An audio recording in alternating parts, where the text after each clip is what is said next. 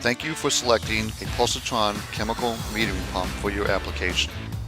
This installation guide is intended to assist you with the installation of your new Pulsatron pump. Please refer to the detailed information in the installation manual that was provided with your pump, and always adhere to all local, state, and national codes. Also, be sure to use appropriate personal protective equipment such as gloves and eye protection to keep you safe in the event of contact with your chemical.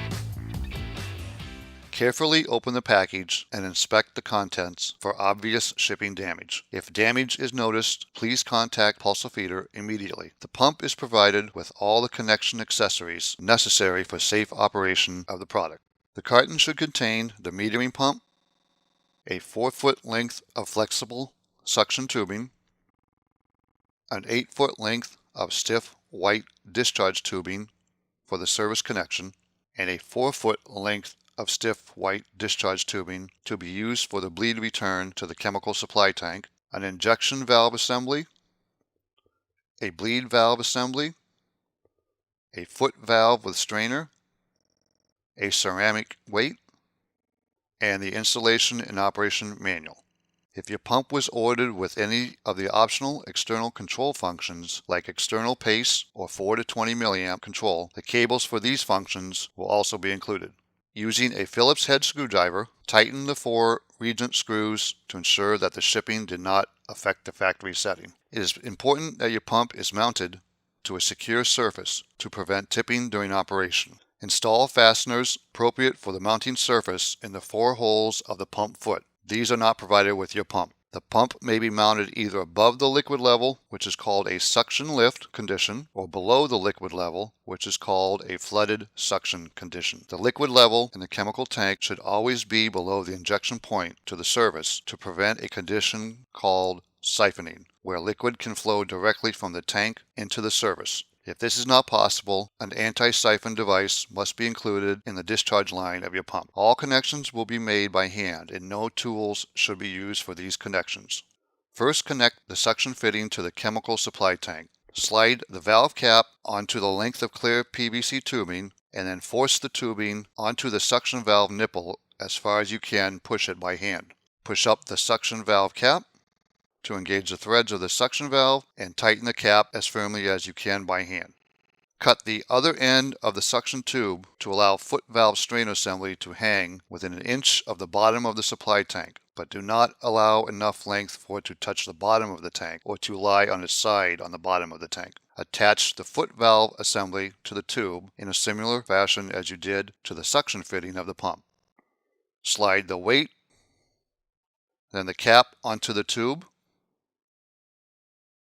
Push the tube onto the nipple and tighten the cap by hand. Next, connect the bleed valve assembly to the discharge fitting of the pump.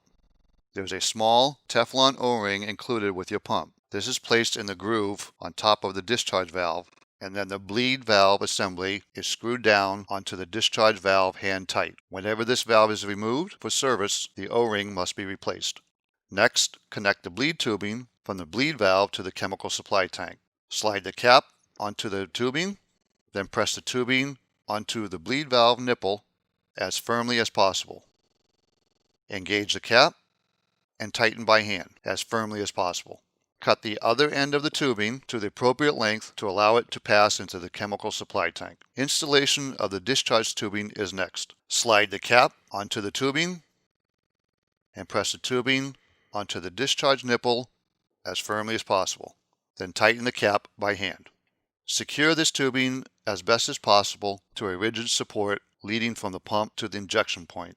The injector has a 1/2 inch MPT male thread intended to be inserted into a 1/2 inch NPT female thread for connection to the service. The thread on the injector should be wrapped with Teflon tape prior to insertion and tightened moderately tight with a small wrench. Cut the discharge tubing to the appropriate length and attach in a similar fashion. Slide in the cap onto the tube, then pressing the tube onto the injector nipple and tighten the cap by hand as firmly as possible. If the pump is feeding directly into a sump without a pipe connection, the injector must still be used as it provides back pressure for the pump and is a barrier preventing the service fluid from mixing with the chemical in the discharge tubing. With all connections secure, it is time to make the electrical connections. If your pump is equipped with external control options, connect the cord or cords for these controls at this time. If your pump is equipped with a selector switch, set that to the off position. If your pump does not have a selector switch, please remember that the pump will begin operating as soon as it is supplied with power. Route the power cord in a protected manner to the electrical outlet and secure it to a rigid surface if possible. Then plug it in. Pump now installed and ready to be used. This video is to show you how to install a Pulsatron pump. If you need more information, please contact your local sales representative, pulsatron.com, or technical services.